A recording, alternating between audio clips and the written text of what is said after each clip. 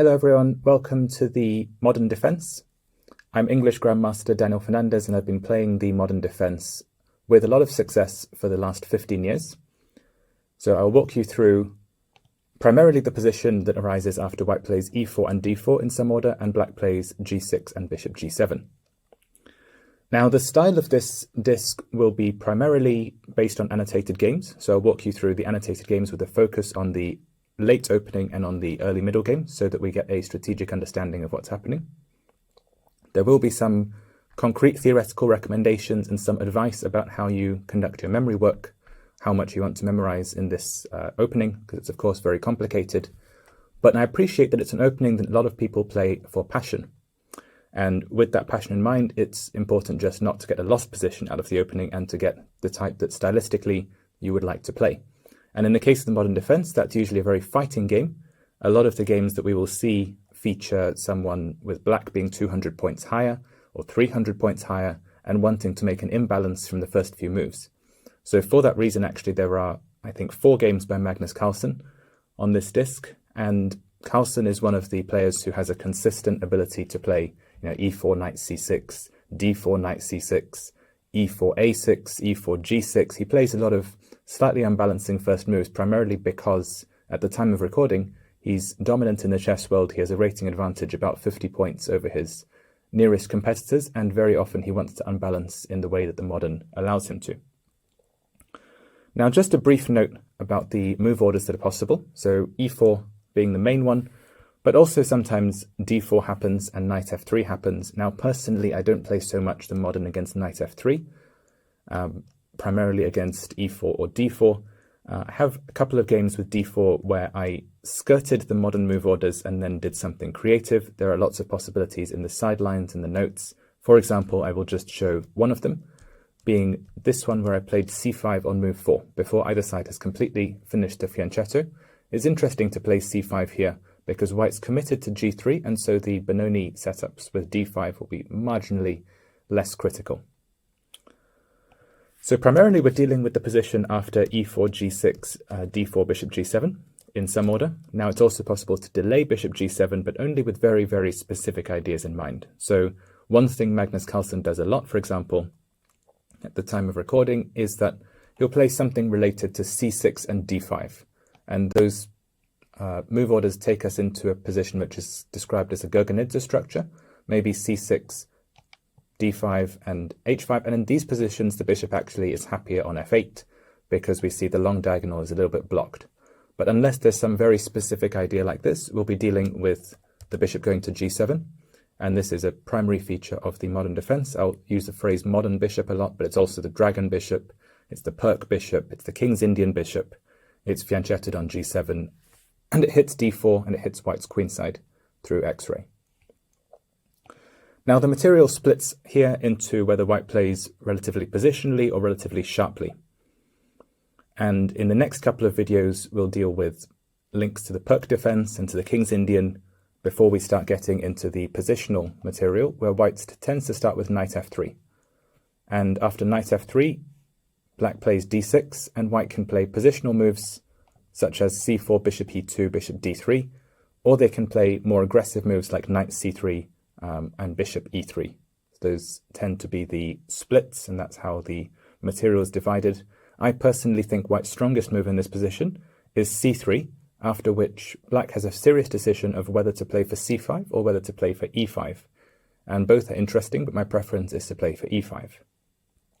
Now the sharpest variations involve white's queen's knight going to c3, and this actually starts to set up black's idea of the Tiger's modern. And that's named after Swedish Grandmaster Tiger Hillart Persson, who wrote a book about his system in around 2005, and to whom we all, as modern players, owe a tremendous debt of gratitude. The knight actually invites black to start pushing the queenside pawns, a6 and b5, in particular because the knight is a target, but also because white now can't play the move c4. However, it's probably a little bit unwise to do so immediately. We checked this in one of the videos, 3a6, but I am not such a big fan. In general, I would play d6 first as black, and then white's choices start to split even more. There's bishop e3, there's f3 related to bishop e3, there's f4, there's knight f3, which gets some way towards inviting black to not only set up a tiger's modern, but also a hippo setup. For example, a6, a4, and black plays b6, although maybe knight c6 is a stronger move. Bishop e3 initiates the 150 attack, so named for the old English rating system, which features 3-digit numbers, and 150 equates to about 2000 or a quite strong club player level, and so it's seen as a way for a principled and well-educated player just to meet the modern defense with a minimum of theory. But of course, this being the computer era, there is now a considerable amount of theory as well. This line is actually introduced separately, whereas f4, I want to say a little bit more about now. After f4, black has a choice between a6 and knight f6, and I think knight f6 is more theoretically defensible, so I'll recommend that, while obviously recognizing that the passion players, as I would say, are more interested in a6. So there'll be a couple of videos featuring a6, and here black wants to play b5 very soon, while white usually just wants to develop their minor pieces to the third rank and play some version of e5. Now there is subtlety here in that white can play bishop e3 at some moment, but probably should delay it for a little bit longer. They can also reach something similar, starting with bishop e3 and then f4, if they were afraid of facing f4 knight f6. So it's still important to know something about f4 a6, even if the plan is not to play it. For instance, white could develop in the next few moves with knight f3, black is playing b5, white could play bishop d3, and this starts to set up ideas of a4, challenging black's b5 pawn before it's fully ready to commit. Black is playing things like bishop b7, knight d7, and aiming for c5. And the dream of many modern players is actually to reach this, knight d7 and c5 setup like in a Sicilian, and trade c-pawn for white's d-pawn. The final thing I want to mention in the introduction, before you get into the meat of the video, is that white can often play for an h4 advance, and the timing of this is very flexible. So there are a number of move orders in the 150 attack and in other variations where white reacts to black's kingside fianchetto understandably by wanting to break things up with h4, h5. And one of the most surprising examples of this, I suppose, at least for me at the time, was in the game that I played against a Dutch international master. So he developed all his minor pieces to the third rank with bishop e3, so not trying to play a4 and cramp the queenside. I played b5 and bishop b7, and then he goes for h4. So I was expecting, given that white has played relatively quiet-looking moves, at least by the standard of the modern, on knight c3, bishop d3, bishop e3, and knight f3, I was expecting something relatively quiet to continue, such as queen e2 or short castling. But even in this position, it's interesting to investigate h4. So this h4 push is something that black must be on constant alert for, as is a4, but h4 has more of a high-stakes approach to it.